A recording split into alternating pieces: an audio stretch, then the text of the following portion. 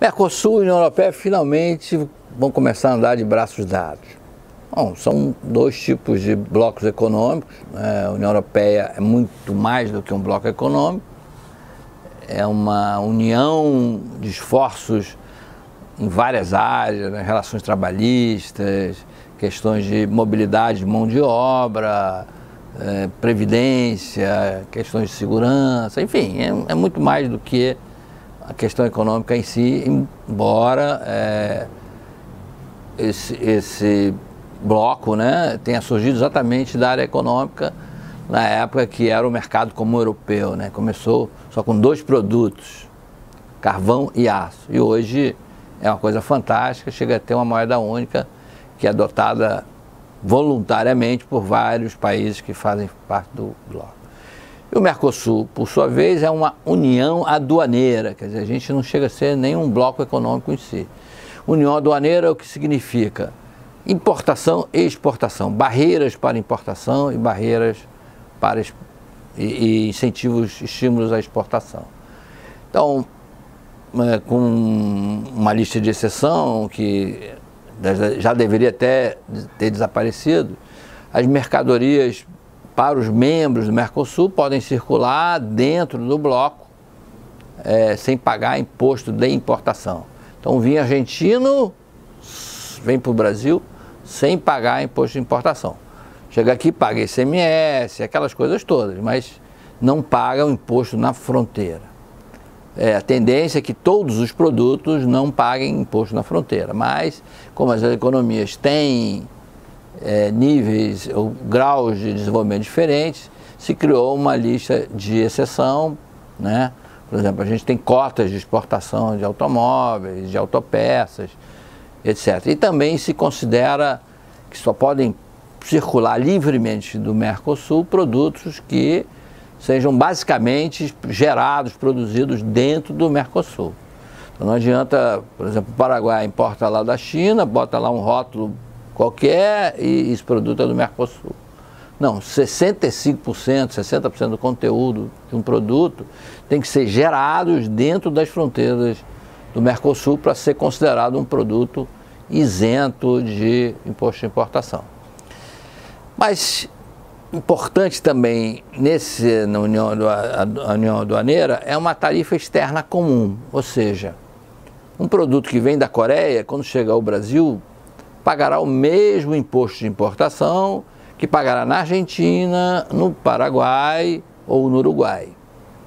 O Mercosul tem dois países associados, que são o Chile e a Bolívia. O que é um país associado no caso desse bloco econômico?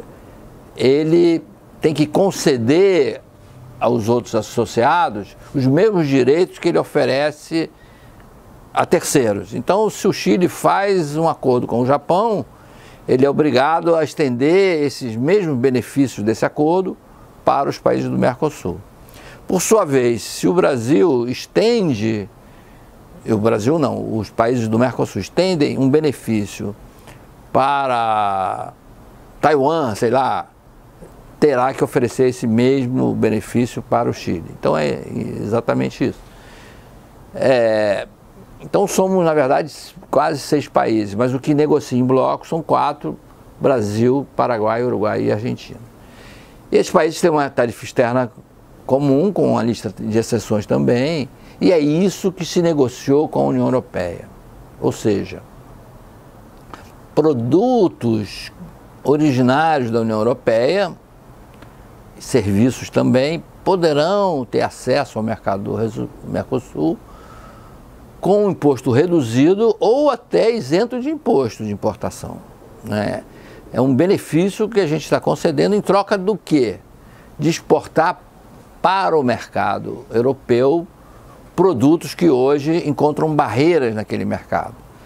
Exemplo, frutas brasileiras, frutas argentinas entram ou não entram no mercado europeu, ou sofrem uma taxação que tornam praticamente proibitivas as exportações para lá. Então isso vai ser revisto, vai se reduzir muito essas barreiras. Olha, não foi longa essa discussão, porque há dentro da União Europeia também defesas dos seus interesses. É claro que a agricultura na União Europeia, ela não tem mais importância que tinha no passado do ponto de vista econômico, mas tem importância do ponto de vista político, da segurança alimentar. Se a União Europeia abre o mercado de açúcar, por exemplo, o Brasil estraçalha esse mercado lá. Porque o custo de produção do açúcar de cana no Brasil é 1/5 do custo de produção do açúcar proveniente da beterraba, que é a maior parte do açúcar que eles consomem lá, né? Desde o Napoleão é que estimulou a produção de açúcar a partir da beterraba, por causa das guerras que ele tinha que travar, né? Ele precisava desse alimento na mão. E desde então a Europa meio que depende do açúcar de beterraba, mesmo que pague 5 vezes mais, né? É ultra subsidiado. Então o Brasil vai exportar, a Argentina também, o Paraguai, mais açúcar para a União Europeia, por exemplo. Esse é um dos exemplos. Em compensação, advogados europeus que hoje precisam ter uma parceria no Brasil para entrar no mercado brasileiro, vão poder se instalar aqui se assim o desejarem. Prestadores de serviços, uma grande empresa construtora europeia, se quiser construir no Brasil, participar de uma concorrência para fazer uma obra, vai poder. Acho que todo mundo ganha com isso. Todo mundo ganha porque a competição é sempre saudável, quando ela é leal, quando ela não tem por trás, por exemplo, um estímulo artificial por parte da União Europeia. Se a empresa chegar aqui competindo, ótimo, ela vai ter que conquistar o mercado brasileiro, vai ter que contratar gente aqui, vai ter que pagar impostos aqui, vai ter que conviver com essas nossas diferenças, né? Diferenças culturais e também a forma de fazer negócios. Todo país tem uma forma diferente de fazer negócio, né? Vão se assustar até com a burocracia imensa que existe no Brasil, com a corrupção, né? Não é fácil você lidar com isso e não sair chamuscado. Estamos vindo agora a Operação Lava Jato e a empresa vai ter que chegar aqui não de uma forma ingênua, ela vai ter que saber lidar com isso e saber se preservar para ela não sair chamuscada. Então é um avanço enorme, foram muitos anos de negociação. Isso já estimulou, por exemplo, os Estados Unidos a quererem também fazer um acordo de livre comércio era o acordo que se tentou no passado, né? O NAFTA ser incorporado numa grande aliança, né? Seria a ALCA, né? É uma coisa que o Brasil até quis mais do que os Estados Unidos queriam. Então uma coisa parecida pode acontecer.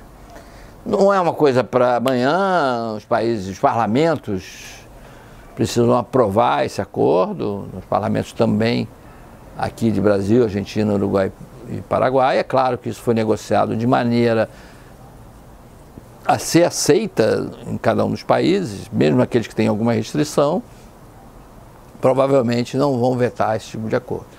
Então está se supondo que ele realmente se torne prático, né, realidade, em 2021.